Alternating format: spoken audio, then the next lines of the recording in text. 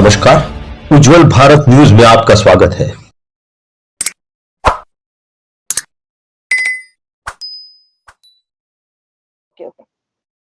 नमस्कार, उज्जवल भारत न्यूज में आप सभी का बहुत बहुत स्वागत है।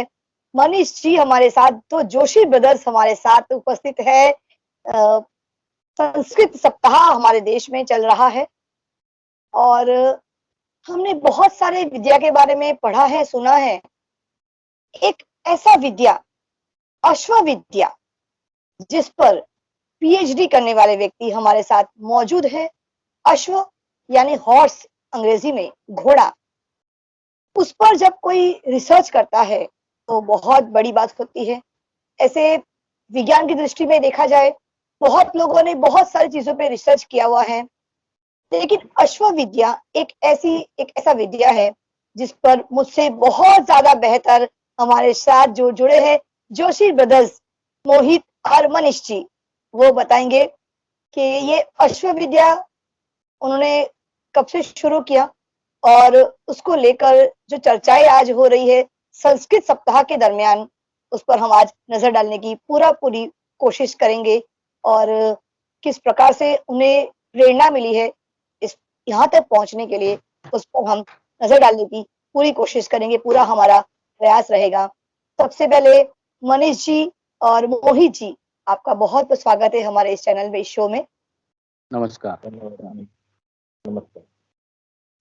मनीष जी, शुरू करेंगे आपसे। आप बताइए मनीष जी, किस प्रकार से आपको इस विद्या के लिए जो प्रेरणा मिली है, इस काम के लिए जो प्रेरणा मिली है, उस पर आप जरा अपने शब्दों में बयां कीजिए।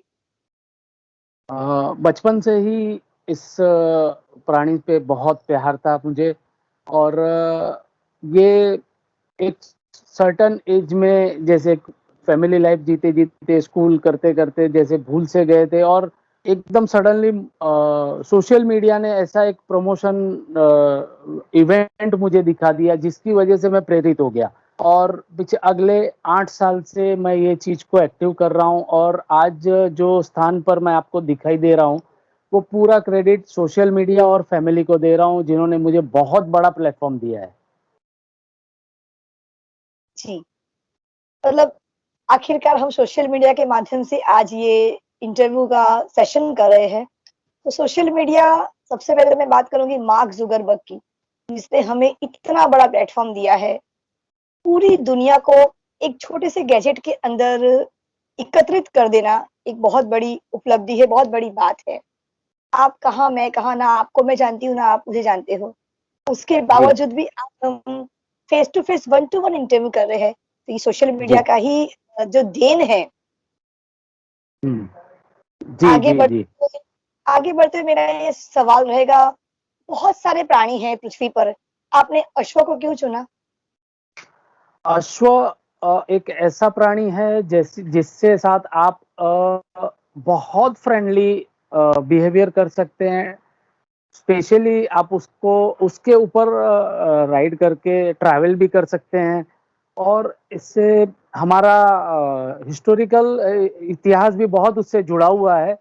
तो अश्व एक ऐसी चीज है जिससे हर एक आज आदमी प्यार करना चाहता है, लेकिन उसको उस चीज का पता ही नहीं है कि उसके साथ प्यार किस तरीके से किया जाना चाहिए।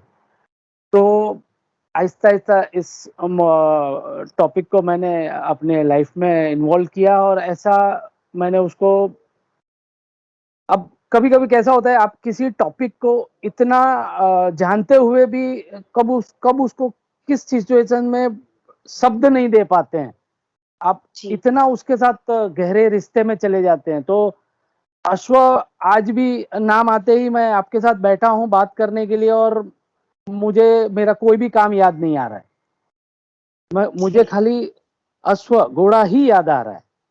जी, बोलिए। जी, जाएंगे अपन मोहित जी के पास। मोहित जी, अश्व पर ही आपने लिखना शुरू किया, रिसर्च करना शुरू किया, क्या वजह थी कि आपने अश्व को चुना? मैम, सबसे पहले तो ये एक आनुवंशिक रूप से मुझे मिला है। मेरे परदादा कर्मकांड करते थे और सभी जगह पे जहाँ भी जाते थे वो घोड़े को लेके जाते थे। मेरे दादाजी घोड़ों को ट्रेन करते थे। उसके बाद मेरे पिताजी, ताऊजी ये सब गवर्नमेंट जॉब्स में थे तो हम घोड़े नहीं रख पाए, लेकिन वो जो हमारे जीन्स में रहता है वो कहीं ना कहीं से हमें मिल जाता है। जी। और मेरा एमफिल कंप्लीट हुआ और मैंने एंट्रेंस दी पीएचडी की, और मैं पास हो गया और मेरा पीएचडी शुरू होना था। और टॉपिक सब जो हमारे साथ बैचमेट थे वो डिस्कस कर रहे थे, आप क्या लोगे, आप क्या लोगे।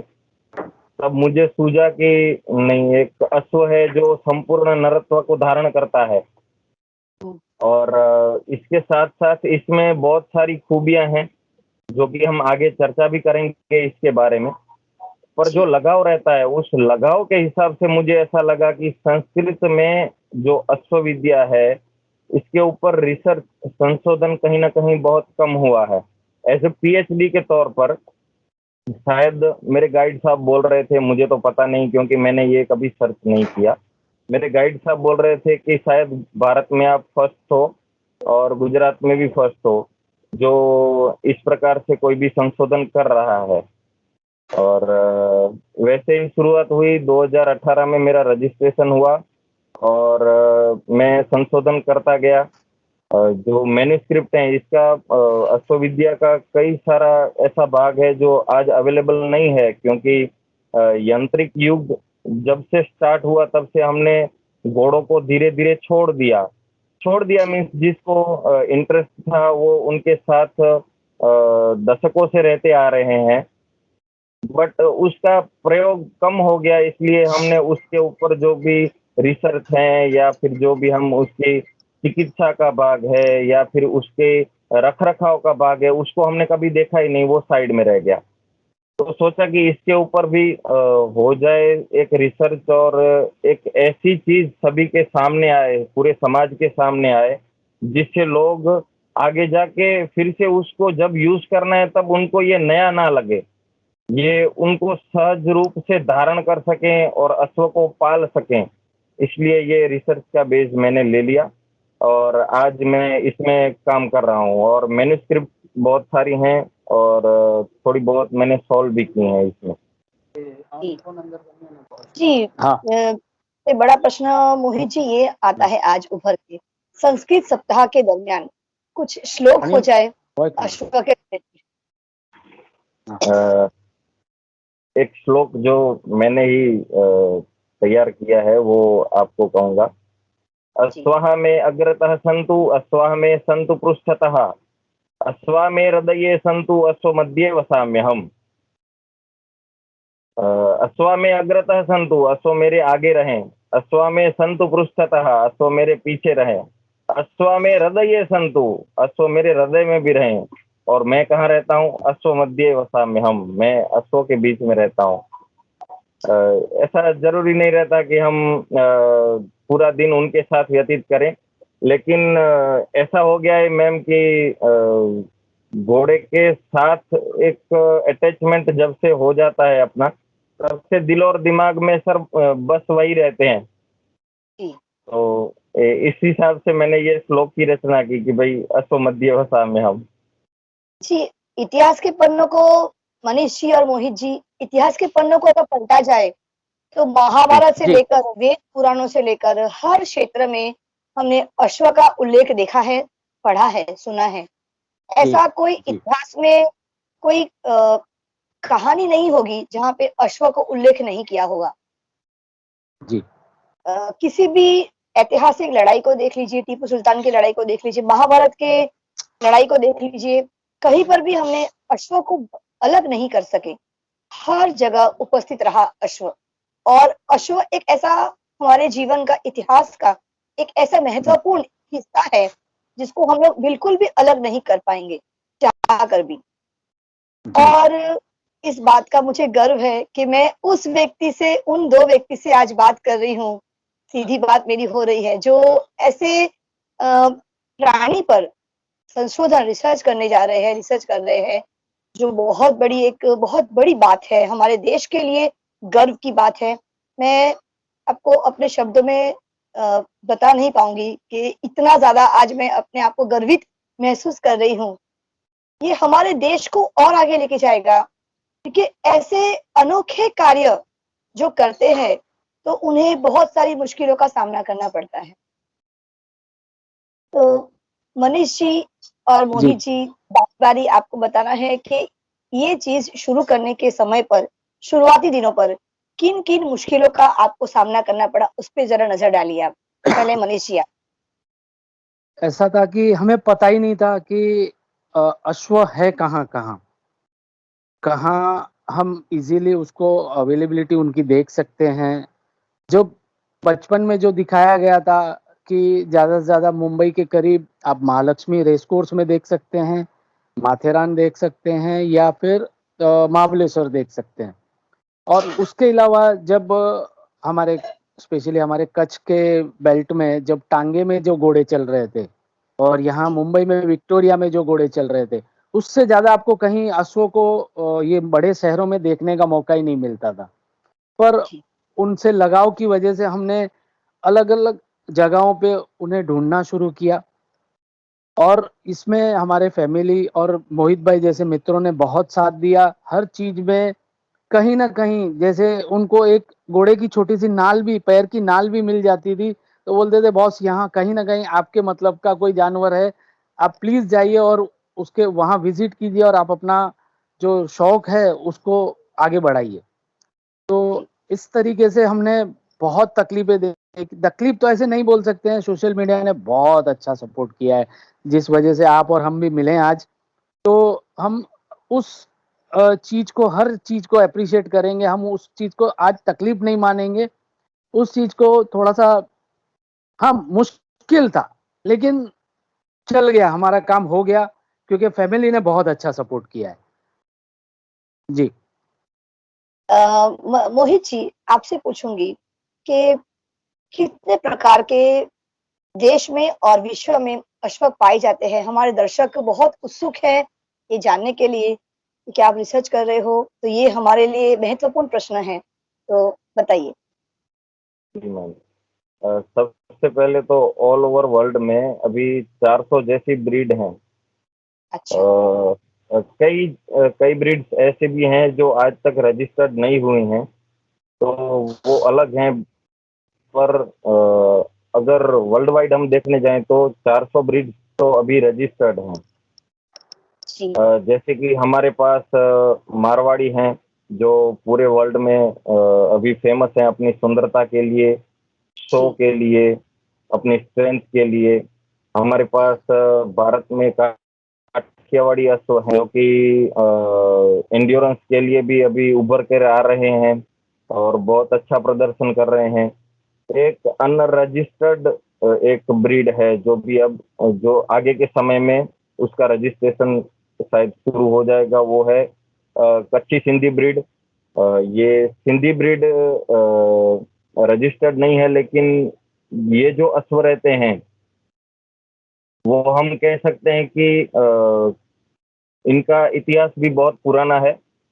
जैसे कि हम एक संस्कृत का शब्दकोश है जिसको अमर सिंह जी ने बनाया था, उसमें हर एक पर्टिकुलर शब्द के लिए उसके समानार्थी शब्द रहते हैं, सिनोनिम्स।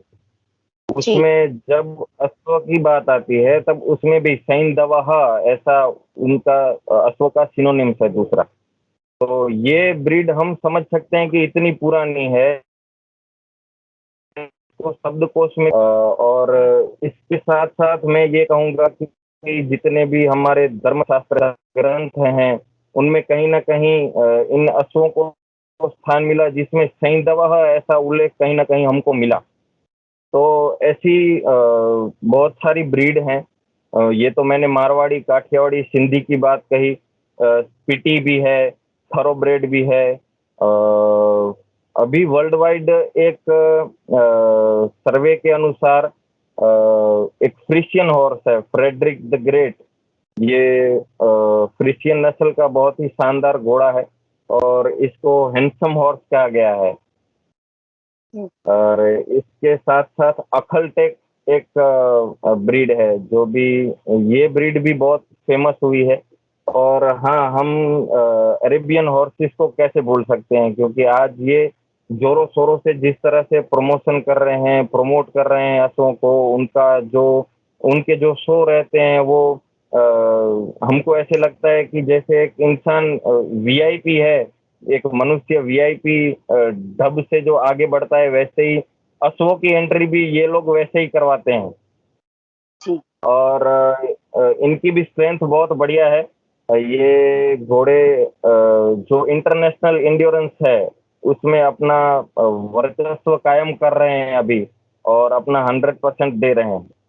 तो इस प्रकार की हम्म, जी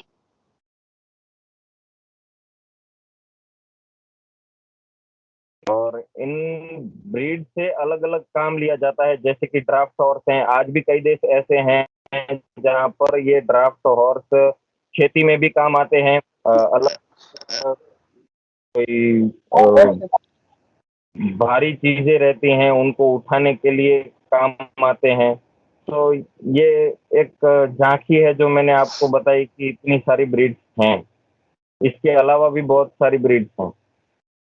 जी जी मैम।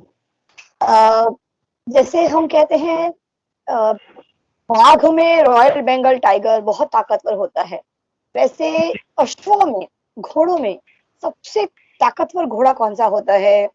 चाहे मोहित जी बोले, चाहे मनीष जी बोले, कोई भी उस पे जवाब दे सकता है। जी मोहित जी आप ही प्रकाशिए। आज तक जितने भी ब्रीड्स मैंने देखे उसमें से मुझे ड्राफ्ट हॉर्स सबसे ताकतवर लगे। ये ड्राफ्ट हॉर्स एक बीच में एक वीडियो बहुत सोशल मीडिया पे वायरल हुआ था।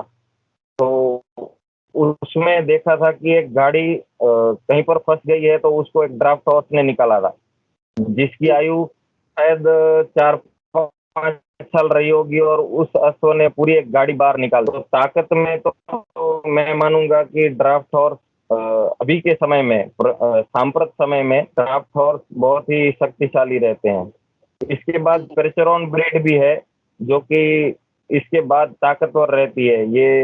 ये घोड़े हाइट में अच्छे रहते हैं, उनका स्ट्रक्चर भी, ये डबल बोन रहते हैं। और इसके बाद ये जो मैंने आपको कहा पेरेचेरॉन ब्रीड, ये भी शक्तिशाली है। जी और स्पेशली जब हम बात करेंगे कि हमको वेग के लिए, क्योंकि अश्व से भूषणम वेगः, अश्व का आभूषण उसका वेग होता है। तो ये वेग के लिए अगर हम बात करेंगे तो एक अरबियन हॉर्सेस हैं जो कि वेग में बहुत ही लंबे समय तक चल सकते हैं। उसके बाद हम भारत की बात करें तो हमारी जो तीनों ब्रीड अभी उभर कर बाहर आ रही हैं, काठियावाड़ी है, सिंधी है या फिर मारवाड़ी है, ये तीनों ब्रीड वेग में बहुत ही आगे हैं, मैं ये समझता हूँ मैम। जी बिल्कुल, श्रेय जाता है हमारे देश के खान पान संस्कृति को, कल्चर को, क्योंकि हमारे देश का खान पान इतना ज्यादा अच्छा है कि अंग्रेजों को यहाँ तक मजबूर कर दिया था आने के लिए। 7 समुद्र पार वो गए थे। तो सही कहा, मारवाड़ एक ऐसा प्रदेश है जहां पर कभी मुगलों का कब्जा नहीं हो पाया, बहुत कोशिश की, लेकिन तो अश्व पर भी, अश्व का असर तो उसमें दिखाई देगा ही। मारवाड़ी घोड़ा जो होता है ताकतवर, और मारवाड़ी एक ऐसा प्रदेश है, प्रांत है, जहां पर मुगलों ने कभी अपना पैर नहीं जमा पाए। और अगर कोशिश की थी उन्होंने, अगर हम, बहुत बड़ी बात है अश्व के लिए, बहुत जितना बात करेंगे उतना कम है। आज शुरुआत की है, मैं चाहूंगी कि इस चैनल के माध्यम से और बहुत सारे प्रिंट मीडिया के माध्यम से हर हफ्ते एक, अगर हो सके तो अश्व के बारे में आप एक आर्टिकल मुझे जरूर दीजिए। मैं कमलम की भी ब्यूरो चीफ हूँ, दक्षिण गुजरात वलसाड़ जिले की। तो मैं चाहूंगी कि सप्ताह में या फिर महीने में एक बार अश्व के बारे में एक अच्छा खासा आर्टिकल हम लोग पेश करें पब्लिक को, दर्शकों को, जो पढ़ने वाले व्यूअर्स है, सुनने वाले व्यूअर्स है, दर्शक श्रोता है, उन तक पहुंचाए। और आज का सबसे महत्वपूर्ण और आखिरी सवाल ये है, रेस कोर्स के मैदान में जब अश्व दौड़ता है तो लोग मंत्रमुग्ध होकर देखते हैं, आंखें खुली की खुली रह जाती है। तो उस कार्य के अलावा अश्व, ऐतिहासिक समय की बात करेंगे तो हर जगह लड़ाई के मैदान पे अश्व साथ रहा है, सारथी बनकर। लेकिन अभी आधुनिक युग में जब मशीनों ने, यंत्रों ने, जैसे आपने पहले ही उल्लेख किया है, हर जगह तकनीकी क्षेत्र का जो आगेवानी हो चुका है, तो आज के समय पर आधुनिक युग में अश्व का स्थान किस प्रकार का है, किस प्रकार से अश्व अपना स्थान जमा पाएगा या जमा रहा है, तो अश्व आज कहाँ है हमारे इस जीवन में, कहाँ है अश्व, उसकी उपस्थिति कहाँ है आज, उस पर जरा नजर डालिए मनीष जी आपसे। जी। पहले तो मैं एक, आप हंसने जैसा टॉपिक आपको लगेगा, अश्व आज उन रईसी का हो गया है कि आज वो स्टेटस है। आज आपके पास अश्व कितने हैं वो एक स्टेटस बन चुका है। उससे अलावा अगर उनके पास अश्व से संबंधित कुछ स्पोर्ट्स अगर वो चाहें तो एक जंपिंग है, दूसरा एंड्योरेंस है, तीसरा ड्रेसाज है, चौथा रेवाल है, जो स्पेशली कच्छ के बेल्ट में रेवाल चलती है और राजस्थान के बेल्ट में चलती है। फिर गैलप रेस है, गैलप रेस रेस कोर्स में चलती है जो पर्टिकुलर मीटर की होती है, और हमारे गुजरात के बेल्ट में जो गैलप रेस चलती है वो किलोमीटर में होती है, 1 किलोमीटर, 1.5 किलोमीटर, 3 किलोमीटर। और खूबसूरती का शो होता है उसके बारे में। आप इसको एज अ खूबसूरती में बच्चे यानी कोल्ट, कोल्ट यानी एक बच्चे नर को कोल्ट बोलते हैं, फिली यानी फीमेल को, उसमें 2 teeth, milk teeth, 4 teeth, mayor, stallion, ये कैटेगरी के शोज होते हैं। और महाराष्ट्र में अभी तक मैंने कम से कम 40 से ज्यादा शो अटेंड किए रहेंगे, और ये हर साल होते हैं। Indigenous horse owner association committee के अभी तक के 4 शो हो चुके हैं। उनमें मैं माइक्रोचिपिंग का काम कर रहा हूँ महाराष्ट्र के स्थान पे, और मैंने जोधपुर का जो उनका बड़ा जो पंडाल है वहां पे भी मैंने विजिट की है। श्री हिज हाइनेस गज सिंह महाराज जी के अंडर में जो एक शो होता है मारवाड़ हॉर्स शो, वो भी हमने देखा है। और हिंदुस्तान के जितने भी हॉर्स लवर हैं वो पुष्कर शो अटेंड करते हैं, जोधपुर शो अटेंड करते हैं। तो अश्व का आज स्थान ऐसा है कि आप ये नहीं प्रेडिक्ट कर सकते कि कौन सा आदमी आज इंटरेस्ट ले रहा है। आज हर तीसरा आदमी इंटरेस्ट ले रहा है। बिल्कुल। और वहां से रिटर्न भी ये है कि बस आपको अश्व के ऊपर जो उसके जैसे आप आदमी में टैलेंट परखते हैं, वैसे अश्व में भी एक खुद का टैलेंट है। आप उसको कौन से स्पोर्ट्स में यूज कर सकते हैं। टेंट पैकिंग है, जो एक भाला लेके अश्व सवार उस पे बैठा है और घोड़ा कम से कम 60 की स्पीड से दौड़ता हुआ आ रहा है, और वो भाले से वो पंच उठा लेता है। वो भी एक बहुत बड़ा इवेंट है। तो आज अश्व ने बहुत सारे बेनिफिट है जो आप देखें और उसको परख के उसमें से आप क्या ले पाते हैं। तो इसीलिए मैंने बोला वो स्टेटस भी है। जी बिल्कुल। मतलब मोहित जी, बहुत सारी बातें आज मुझे समझ में आ रही है कि हमारे देश में ऐसी छुपी हुई कलाएं, बहुत सारी सांस्कृतिक कलाएं हैं जो हमारे देश के गर्व से, हमारे देश की जो संस्कृति से जुड़ी हुई है, और हमें उसे कहीं ना कहीं उजागर करने के लिए जो आपने ये प्रयास कर रहे हो, ऐसे पता नहीं हमारे देश में कितने लोग हिडन टैलेंटेड, जैसे आप टैलेंटेड हो। सच में आपने सही कहा है कि सोशल मीडिया ने जो प्लेटफॉर्म बना के दिया है, कोई भी हमारा शौक, हमारा टैलेंट, हमारा पैशन, अगर उसी को हम काम बना ले तो हमें रुकावटों का कोई डर नहीं रहेगा, हम रुकेंगे ही नहीं। जैसे मेरा पैशन है नए लोगों से बात करना, परिचय करना, उनकी संस्कृति के, उनके शौक के बारे में इंटरेक्ट करना। आज मैं आपसे मिली, being a journalist, being a teacher, मुझे अच्छा लगा आपसे ये जानने में जो अश्व का एक महत्व हमारे जीवन में इतना ज्यादा है। मैं आज सच में आप दोनों से बात करके बेहद खुश हूँ, और हमारे दर्शक जब इसको देखेंगे अपलोड होने के बाद, तो वो समझेंगे कि अश्व का महत्व जीवन में कितना है, क्या असर करता है अश्व अश्व हमारे जीवन में। शादियों में तो अश्व का महत्व आज भी है, पहले भी था। घोड़ी चढ़नी जो घोड़ी चढ़ना होता है दूल्हे को बिना घोड़ी चढ़े आज भी तो मारुति या गाड़ियों का ज़माना है, लेकिन घोड़ी चढ़ना एक अलग रिवाज होता है। कहते हैं जी। जिसने घोड़ी पे काबू कर लिया वो अपनी बीवी पे काबू कर लेगा। अच्छा, आपके माध्यम से मैं दर्शकों से एक निवेदन करना चाहूँगा। हम 2 जी, भाई मोहित जोशी और मैं मनीष जोशी मांडवी में एक अश्व पूजन रखते हैं दशहरा के दिन। और अच्छा, मैं सब दर्शकों से इनवाइट करना चाहूँगा कि जब भी आप मांडवी कच्छ की दरिया के किनारे पे आएँ, तो हमारा ये अश्व का जो पूजन का शो एक्चुअली शो नहीं बोल सकते हैं, उसकी एक पूजा ही है। तो वो जी। पूजन हमारा अटेंड करें, मैं इनवाइट करना चाहूँगा सब दर्शकों से। बिल्कुल, दशहरा मुझे याद रहेगा। इस साल दशहरा मांडवी में तो अश्व मेघ की तरह बरसेगा और जो एक उसकी जो टकबक-टकबक की जो आवाज़ होती है ना, बहुत जी। सारे बॉलीवुड के तरफ अगर बात करें ना तो बॉलीवुड की मूवी देखी थी मैंने एक खून भरी माँग, हुँ। रेखा रेखा जी जी, वाली, हाँ। रेखा राकेश रोशन थे और उसमें कबीर बेदी साहब थे जी, नेगेटिव जी, जी। नेगेटिव हाँ, अदाकारा बनी उसमें। और एक काला अश्व था उसमें। हाँ, और उसकी जो मैंने भूमिका उसमें देखी थी ना, मैं जी, मुझे मतलब अश्व की जो महत्व होती है ना वो जुड़ा हुआ होता है हमारे जीवन से, हर प्राणी जुड़ा होता है। तो मैंने वो देखकर मैं पूरी तरह से स्तब्ध हो गई थी, मैं कुछ बोल नहीं पा रही थी कि उसका जो प्रतिभा देखा था मैंने जब खून भरी माँग जी, में। जी। एक मैंने कहानी पढ़ी थी आर्टिकल पढ़ा था मैंने, एक अश्व जो अंधा हो गया था, हुँ, हुँ।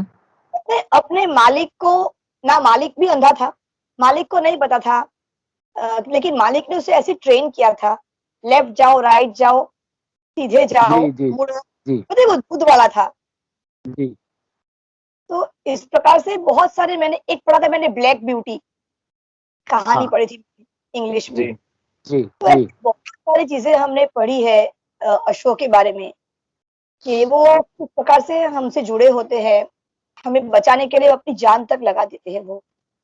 जी, अ, राजपूत के घराने में बात करेंगे तो पृथ्वीराज की बात करेंगे तो उसमें कोई गलत नहीं है कि अश्व ने उसे किस प्रकार से उसे मदद करी है, लड़ाई जी, लड़ने में। जी। चौहान के बात हो जाए पृथ्वीराज चौहान के बारे में आप बताइए मोहित जी उस पर नज़र डालते हैं। बहुत बढ़िया आज चल रहा है और 5-6 मिनट लूँगी आपका। पृथ्वीराज चौहान के बारे में बताइए कि उस पर अश्व का कितना प्रभाव था और अश्व पर उनका कितना प्रभाव था? अ, सबसे पहले तो जितने भी युद्ध होते थे, उन युद्धों में अशोक का सबसे महत्वपूर्ण योगदान रहता था। ये जिस जिस भी राजा के पास अ, अश्वसेना और गजसेना थी, वो राजा बलवान माना जाता था। जी, और इन 2 सेनाओं के चलते ही कोई भी युद्ध के रिजल्ट हमको मिलते थे। और ये जो अश्व सेना थी, उनमें जो भी अश्व रहते थे, वो बहुत ही प्रशिक्षित रहते थे।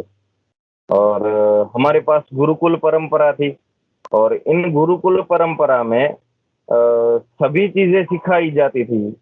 कोई भी एक शैक्षणिक क्षेत्र में छात्र आगे नहीं बढ़ता था, सभी क्षेत्रों में छात्र आगे बढ़ते थे। उसमें से एक थी अश्वविद्या। और इसको स्पेशली मैं कहूँगा कि जो भी राजा थे, उनको ये सबसे ज़्यादा सिखाने में आती थी। उनकी जो भी बारीकियाँ थी, वो उनको समझनी होती थी। जैसे कि महाभारत में नल राजा ने नकुल और सहदेव को अश्वविद्या प्रदान की थी। वैसे ही पृथ्वीराज चौहान को भी ये प्रशिक्षण मिला था कि अश्व के साथ कैसे रहना है, उसका रखरखाव कैसे करना है। उसको प्रशिक्षित ऐसे किया जाता था जैसे जब भी युद्ध है तो युद्ध में उसका क्या महत्वपूर्ण योगदान है, वो उसको समझाया जाता था।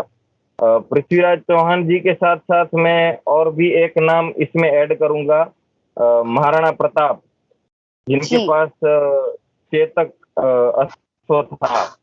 जी अब ये बहुत कम लोगों को याद है कि चेतक जो था वो एक काठियावाड़ी घोड़ा था, जिसको सुरेंद्र नगर के थानगढ़ के पास के गांव से एक कविराज, हम बोलते हैं गढ़वी, वे हाँ लेके गए थे। और चेतक, नाटक और त्राटक, ये 3 घोड़े थे। उसमें से एक महाराणा प्रताप जी ने कहा कि इन घोड़ों में ऐसी क्या खूबी है जो मैं इनको लूं। तो उन तीनों में से एक घोड़े का प्रशिक्षण बकायदा प्रताप जी को बताया गया, दिखाया भी गया कि एक घोड़े को चारों पैरों से बांध दिया गया, और जो लेके आए थे कविराज, वो कहीं दूर जाकर एक ऐसा आक्रंद करने लगे जिससे ऐसा प्रतीत हो कि उनका जो मालिक है, जो कविराज हैं, वो अंतिम श्वास ले रहे हैं, वो मर रहे हैं। और इस समय पे जो चारों पैरों से घोड़ा बंधा हुआ था, उस घोड़े ने अपने खुद के पैर तोड़ दिए। जब तक उन्होंने उस घोड़े ने उसके मालिक को नहीं देखा, उन कविराज को नहीं देखा कि ये ठीक है, तब तक उसने अपने प्राण त्याग भी नहीं किए। अब वो इतनी दूर थे कि वहां पे जाना संभव नहीं है। अगर हमारे पैर न हो तो हम चल नहीं सकते, वैसे ही घोड़े के पैर न हो तो घोड़ा कोई काम का नहीं है। लेकिन फिर भी उसने अपने पैर उस जंजीरों से तोड़े, और वो घोड़ा जब तक वो कविराज को नहीं देख पाया तब तक दौड़ा। और जब उसने देखा कि नहीं ये ठीक है, उसके बाद उसने अपने प्राण त्यागे। उससे पहले ये घोड़ा अपने प्राण भी नहीं त्याग रहा था। तो ये देखिए कि ये कितना समर्पित अश्व था। तो तभी महाराणा प्रताप जी ने ये कहा कि मैंने एक अच्छा अश्व खोया। और बाद में आज तक हम चेतक को याद करते ही हैं, बचपन से लेके जब भी हम स्पेशली जितने भी अश्व प्रेमी हैं, वो जब भी जहाँ पे भी जाते हैं तब ये देखते हैं कि चेतक जैसा कोई एक घोड़ा दिख जाए जो कि अपने स्वामी को समर्पित हो।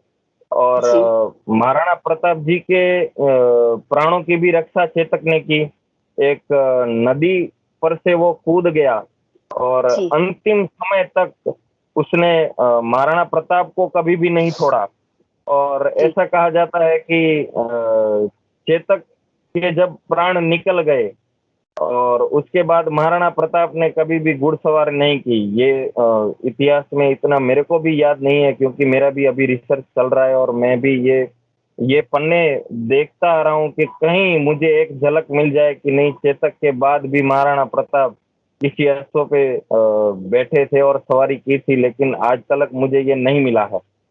जी तो ये स्वामी भक्ति थी। ये एक हम कहेंगे कि जो साहस हम में जो आता है, जब हम अश्व पे विराजमान होते हैं तब एक ऐसी ऑरा में हम आ जाते हैं, उसके प्रभाव में हम आ जाते हैं, और एक अभिन्न एक अंग बन जाता है जब हमारा अश्व।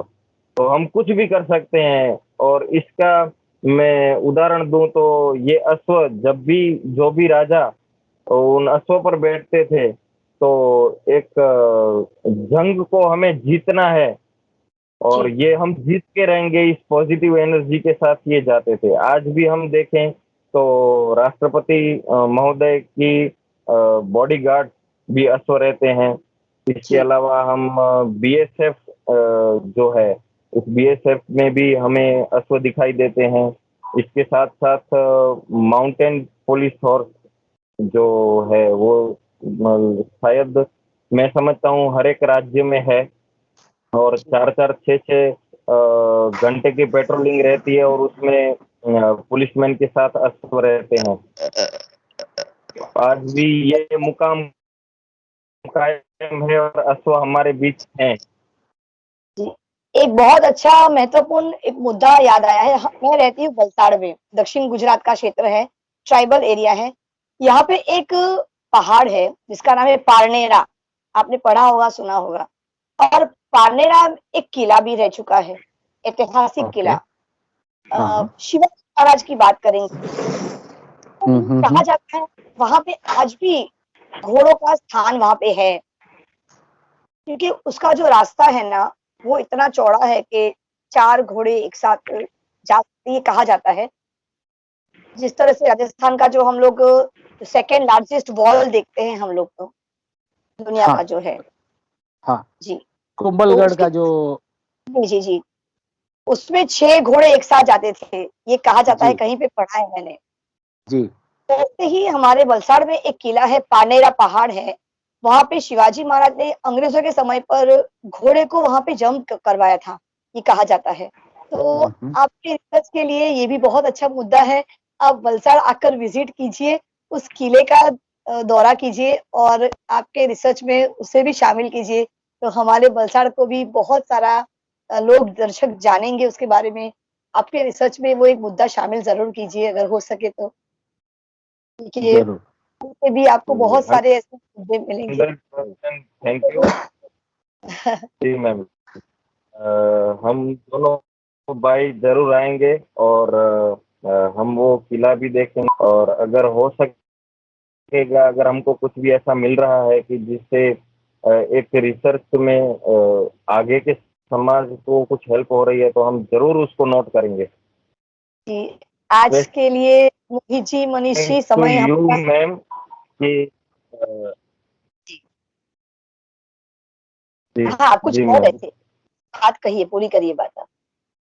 हाँ, चलिए, थैंक्स टू यू मैम कि जी आप ऐसे विषयों को भी कर रहे हैं, और लोगों तो, अगर आप जैसे लोग नहीं हैं तो ये जो भी रिसर्च हो रहा है, ये जो भी हॉबीज हैं, ये लाइफस्टाइल है, ये सभी तक नहीं पहुंच पाते, और ये एकमात्र आप जैसे लोग जो माध्यम है, स्पेशली मैं आपका कहूँगा कि आप जो भी ये एक एफर्ट, एक समय, एक बिजी शेड्यूल में से निकाल के हम लोगों को आप बहुत ज्यादा प्रभावित करते हैं। ऐसे लोग हैं जो इन बात बहुत उत्सुक, और आप पहुंचाते हैं, इसके लिए मैं आपका तहे दिल से धन्यवाद करूंगा। Thank you so much ma'am. जी, मनीष जी और मोहित जी, हमारे चैनल में जुड़ने के लिए, इतनी सारी रोचक बातें अश्व के लिए कहने के लिए, सब तक पहुंचाने के लिए, मैं तहे दिल से आप दोनों का शुक्रिया करना चाहूंगी। धन्यवाद, नमस्कार। बहुत जल्द अगले एपिसोड में मिलेंगे इस प्रकार के अश्व के बारे में कुछ और महत्वपूर्ण और रोचक बातों के लिए। नमस्कार। जय हिंद, जय महाराष्ट्र।